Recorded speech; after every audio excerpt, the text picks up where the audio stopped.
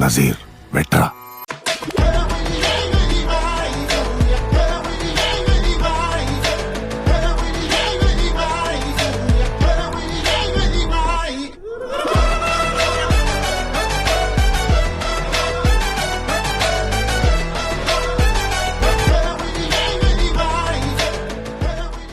Hi guys, உங்கள் எல்லாருக்குமே வணக்கம். இன்ட்ரோ பார்க்கும்போதே உங்களுக்கு நல்லா புரிஞ்சிருக்கும் இந்த வீடியோவில் வந்து நம்ம எதை பற்றி பார்க்க போகிறோம் அப்படின்ட்டு.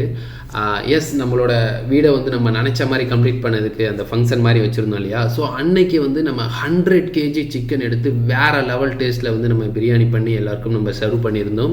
எப்போவுமே நம்ம ஒரு ஃபங்க்ஷன் பண்ணுறோம் அப்படின்னா கண்டிப்பாக வந்து ட்ரெஸ் அப்புறம் அதை டெக்கரேட் பண்ணுறதுக்காக வந்து நம்ம நிறைய காசு செலவு பண்ணுவோம். அது எல்லாமே வந்து நமக்கு தான் ஹாப்பினஸ் கொடுக்கும். அதே ஃபங்க்ஷனுக்கு வந்து நம்ம நிறைய பேரை இன்வைட் பண்ணுவோம். அவங்களுமே ஹாப்பியாக போகணும் அப்படின்னா அவங்களுக்கு ஒரு குவாலிட்டியான டிஃப்ரெண்ட்டாக டேஸ்டியான வந்து நம்ம ஃபுட்டை கொடுத்தோம் அப்படின்னா கண்டிப்பாக அவங்களுமே வந்து ஒரு சாட்டிஸ்ஃபைடாக போவாங்க. ஸோ நாங்களும் வந்து அந்த மாதிரி ஒரு அவங்களையும், அதாவது அந்த ஃபங்க்ஷனுக்கு வரவங்களையும் வந்து சாட்டிஸ்ஃபைடாக நம்மளை அனுப்பணும் அப்படின்றதுக்காக எங்களுக்கு 2 நாள் தான் டைம் இருந்துச்சு. ஸோ அந்த 2 நாள்லேயே வந்து எப்படியோ ஃபைனலி வந்து ஒரு நல்ல ஒரு பாயை கண்டுபிடிச்சி வேறு லெவலில் வந்து அவர் எங்களுக்கு பிரியாணி பண்ணி கொடுத்தாரு. சீரியஸ்லி அந்த பிரியாணியோட டேஸ்ட், அப்புறமே வந்து ட்ரை ஃப்ரூட்ஸ்லாம் நம்ம யூஸ் பண்ணி வந்து ட்ரை ஃப்ரூட்ஸ் அதுக்கப்புறம் தக்காளிலாம் யூஸ் பண்ணி ஒரு ஸ்வீட் மேக் பண்ணியிருந்தோம். அதுவுமே வந்து வேறு லெவலில் இருந்துச்சு. இது எல்லாமே எப்படி ரெடி பண்ணி நம்ம சர்வ் பண்ணோம் அப்படின்றத தான் இந்த வீடியோவில் பார்க்க போகிறோம். வாங்க வீடியோக்குள்ளே போகலாம்.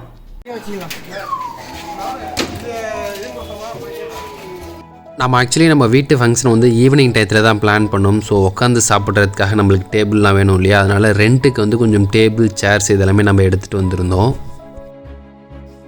100 kg சிக்கனை வச்சு பிரியாணி மேக் பண்ணணும்னு சொல்லி ஈஸியாக சொல்லியாச்சு. பட் ஆனால் அதை மேக் பண்ணுறதுக்கு எக்கச்சக்கமான பொருள் தேவைப்படும் போல். அவங்க எழுதி கொடுக்குறப்போ ஒரு சீட் தான் இருந்துச்சு. பட் அதெல்லாமே வாங்கி வீட்டுக்குள்ளே வச்சோம் அப்படின்னா அந்த இடமே பத்தலை.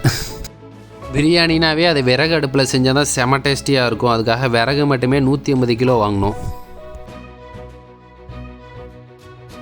இந்த காய்கறி எல்லாமே வந்து என்னோடய ஃப்ரெண்டு கடையிலேருந்து வந்துச்சு. நான் அவங்களுக்கு ஆக்சுவலி இந்த ஃபங்க்ஷனுக்காக இன்வைட் பண்ணும்போது நாங்கள் எங்கள் கடையிலேருந்தே அனுப்பிச்சிட்றோம் அப்படின்ட்டாங்க. அதுக்கப்புறம் அன்றைக்கி நைட்டை வந்து நான் வாட்ஸ்அப் பண்ணேன். அதுக்கப்புறம் நெக்ஸ்ட் டே வந்து அவங்க எல்லாத்தையுமே அரேஞ்ச் பண்ணி அனுப்பிச்சி வச்சுட்டாங்க. ஃப்ரீயாலாம் இல்லை, காசுக்கு தான். அப்புறம் நம்மளோட ஃபங்க்ஷனுக்கு நாளே வந்து நம்ம ரெகுலராக வாங்குகிற சிக்கன் கடையில் போய்ட்டு நம்ம சொல்லிட்டோம் இந்த மாதிரி எனக்கு 100 kg சிக்கன் வேணும் அப்படின்றத. அவங்களும் வந்து அதுக்கேற்ற மாதிரி கோழி எல்லாமே எடுத்து வச்சுட்டாங்க. எனக்கு அந்த ஃபங்க்ஷன் அன்றைக்கி மதியம் போல் நாங்கள் போயிட்டு பக்கத்துலேயே இருந்த அந்த 100 kg சிக்கனுமே வந்து நான் பிரிச்சுட்டேன். எனக்கு பிரியாணிக்காக வந்து 70 கிலோ, கிரேவிக்காக 30 கிலோ அப்படின்னு. பிரியாணிக்கு நம்ம மோஸ்ட்லி பெரிய பீஸா போட்டால் தான் கரெக்டாக இருக்கும். அதனால் ஒரு கோழியை வந்து கிட்டத்தட்ட 8 பீஸாகவும், அதுக்கப்புறம் கிரேவிக்கு ஏற்ற மாதிரி குட்டி குட்டியாகவும் நம்ம கட் பண்ண சொல்லிட்டோம். நம்ம வாங்கின அன்றைக்கி 1 kg சிக்கன் வந்து 190 ருபீஸ்க்கு விற்றுட்டு இருந்தாங்க. பட் நம்ம வந்து மொத்தமாக வாங்குறதால வந்து நம்மளுக்கு 155 ருபீஸ்க்கு வந்து 1 kg பண்ணி கொடுத்தாங்க. பிரியாணிக்கு தேவையான சிக்கன் எல்லாத்தையுமே கழுவி பக்காவாக பேக் பண்ணிவிட்டு அதை ஒரு சாக்கில் போட்டு கட்டி வச்சுக்கிட்டோம். அதுக்கப்புறமே கிரேவிக்கு தேவையான சிக்கன் எல்லாத்தையுமே வாஷ் பண்ணிவிட்டு ஒரு வாளியில் போட்டு அதை தனியாக நாங்கள் பேக் பண்ணிக்கிட்டோம். பிரியாணிக்காக பேக் பண்ண சிக்கனை எங்களால் தூக்கவே முடியல. ஃபைனலி அவங்க தான் எடுத்துகிட்டு வந்து ஏற்றி கொடுத்தாங்க காரில்.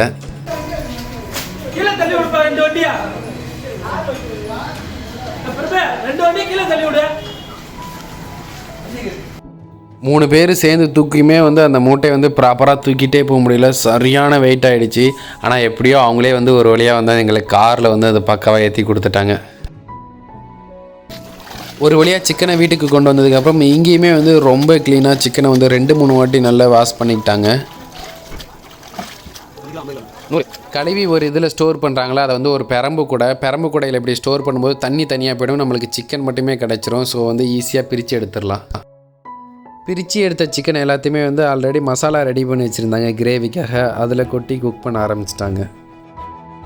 மதியம் 12 மணி போல் வந்து அவங்க பிரியாணி மேக் பண்ணுறதுக்கான ப்ராசஸை ஸ்டார்ட் பண்ணி 1 by 1 பண்ணிகிட்டு இருந்தாங்க. நான் வந்து எவரி 1 hour அப்புறம் ½ hour ஒன்ஸுக்கு வந்து என்ன மாதிரி ப்ராசஸ் போயிட்டுருக்கு, எந்த ஸ்டேஜில் இருக்குது, ஏன்னா நம்ம ஆன் டைம் வந்து ஃபுட் வந்து சர்வ் பண்ணணும் இல்லையா, அதனால் போய் நான் அடிக்கடி பார்த்துட்டே இருப்பேன். அப்படி பார்க்குறப்ப வந்து அவங்களோட ஒர்க்கிங் ஸ்டைலை வந்து நான் நோட் பண்ணிக்கிட்டே இருந்தேன். அவங்க எல்லாருமே வந்து அந்த வேலையை வந்து ரொம்ப பர்ஃபெக்டாக ரசித்து தான் வந்து செஞ்சுட்டு இருந்தாங்க. ஒரு காய்கறி கட் பண்ணுறதா இருக்கட்டும், ஸோ அந்த பிரியாணி மேக்கிங் பண்ணுற எல்லா ப்ராசஸுமே வந்து அவங்க ரொம்ப பக்காவாக பண்ணிகிட்டு இருந்தாங்க. ஸோ அவங்க பண்ணுற அந்த ஒர்க்கிங் ஸ்டைலை நமக்கு பார்க்கும்போதே வந்து ரொம்ப ஆசையாக இருந்தது. அதேமாதிரி நமக்கு ஒரு டவுட் இருக்குல்ல, இந்த பிரியாணி வந்து நம்ம நினைக்கிற மாதிரி அவுட்புட் வருமா, ஏன்னா அந்த ஃபங்க்ஷனில் வந்து நமக்கு நினைக்கிற மாதிரி வந்து குவாலிட்டியாக கொடுக்கல அப்படின்னா அது எவ்வளோ அன்சாட்டிஸ்ஃபைடாக இருக்கும். அவங்களோட அந்த ஒர்க்கிங் ஸ்டைல் பார்க்கும்போதே வந்து சரி ஓகே நமக்கு ஒரு சாட்டிஸ்ஃபைட் இருந்தது. இவங்க வந்து நம்ம நினச்ச மாதிரி நம்மளுக்கு வந்து அந்த அவுட்புட் கொடுப்பாங்க அப்படின்ற மாதிரி. நீங்களும் இந்த வீடியோவை பாருங்கள், உங்களுக்குமே அது தெரியும்.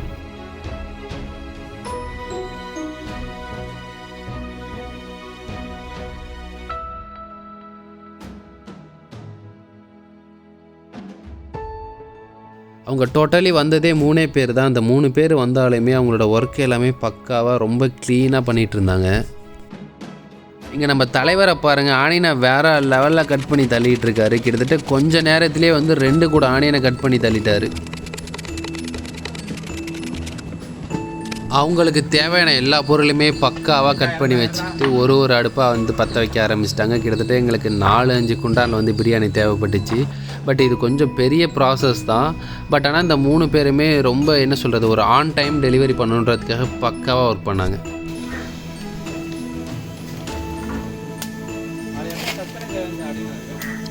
ఎవరు ఎన్న అడిగిందా? సరే సరే.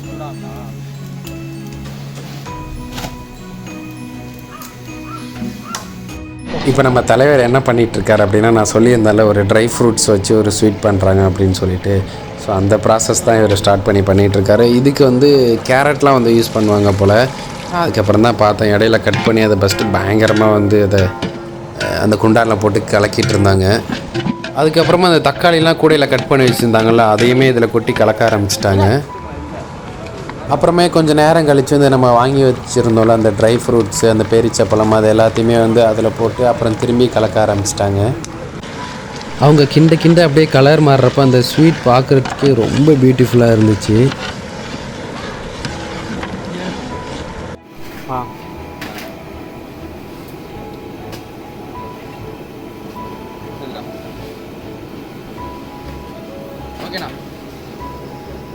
நான் வீடியோக்காகலாம் சொல்லலை, சீரியஸாகவே அந்த ஸ்வீட்டோட டேஸ்ட் வந்து வேறு லெவலில் இருந்துச்சு. நான் அந்த மாதிரி சாப்பிட்டதே இல்லை, இதுதான் ஃபஸ்ட் டைம் அந்த மாதிரி நான் சாப்பிட்றேன்.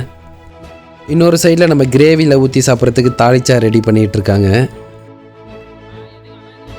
அடுத்து பிரியாணியை ரெடி பண்ணுறதுக்கு ஒரு அடுப்பாக பற்ற வச்சுட்டே வந்தாங்க. பட் ஆனால் அன்றைக்கி நாங்கள் மழை பெய்யுன்னு எதிர்பார்த்துட்டு இருந்தோம். ஏன்னா காலையிலலாம் வந்து நல்லா தூறல் போட்டுகிட்டே இருந்துச்சு.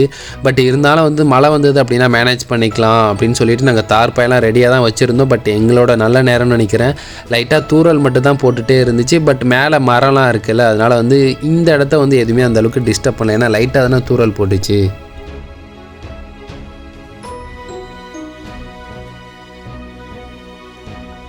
ஈவினிங் கரெக்டாக 6:30க்குலாம் வந்து எங்களுக்கு பிரியாணியை ரெடி பண்ணி ஃபஸ்ட்டு குண்டான கொடுத்துட்டாங்க. சரி ஓகே நம்மளும் சர்வ் பண்ணிடலாம் அப்படின்னு சொல்லிட்டு சூடாக எடுத்து வைக்க ஆரம்பிச்சிட்டோம். எடுத்து வைக்கும்போதே பார்த்திங்கன்னா ஆவியோடு சேர்ந்து பயங்கரமான வாசனமும் வர ஆரம்பிச்சிட்டு, கீழே பிரியாணி ரெடியாக மேலே நம்மளோட ஃப்ரெண்ட்ஸ்லாம் வந்து பிரியாணி சர்வ் பண்ணுறது வந்து அரேஞ்ச்மெண்ட்ஸ் எல்லாமே பக்காவாக பார்த்துட்டு இருந்தாங்க.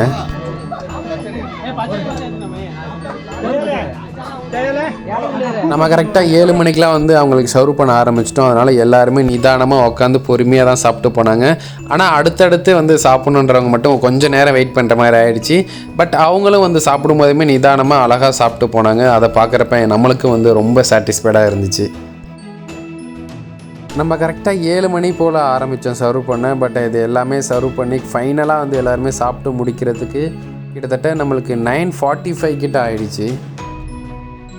இது எல்லாமே வந்து பிளான் பண்ணது வந்து ஜஸ்ட்டு 2 நாளில் தான் பண்ணேன். அதனால் வந்து எங்களால் வந்து எவ்வளோ வந்து பெஸ்ட்டாக பண்ண முடியுமோ அந்த அளவுக்கு நாங்கள் கொடுத்துட்டோம். சீரியஸ்லி வந்து சாட்டிஸ்ஃபைடு தான்.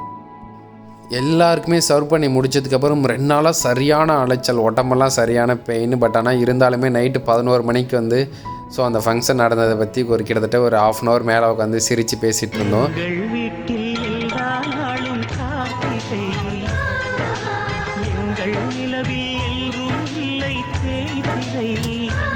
இந்த ஃபங்க்ஷனில் வந்து நாங்கள் ஃபுட்டுக்காக என்ன வந்து பிளான் பண்ணியிருந்தோமோ அஸ் பர் பிளான் படி அப்படியே சூப்பராக போச்சு. அதில் வந்து எங்களுக்கு ரொம்ப சாட்டிஸ்ஃபைட். பட் இந்த ஃபங்க்ஷன்லாம் முடிஞ்சதுக்கப்புறம் சரியான மழை பெஞ்சுது. நெக்ஸ்ட் டேவும் பார்த்திங்க அப்படின்னா செம்மையான மழை அடிச்சிருச்சு.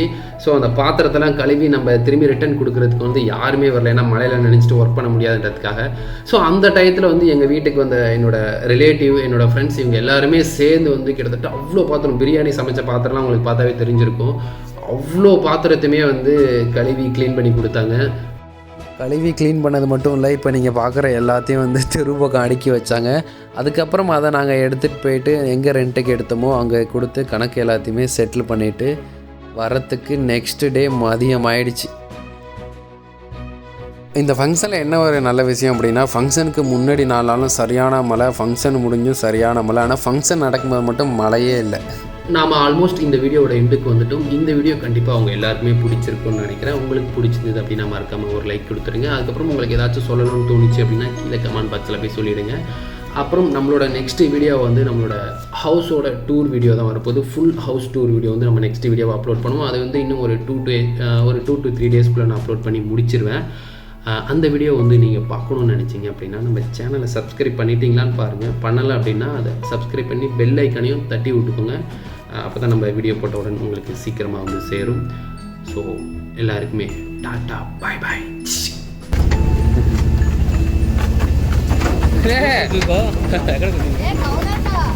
ఎక్కడ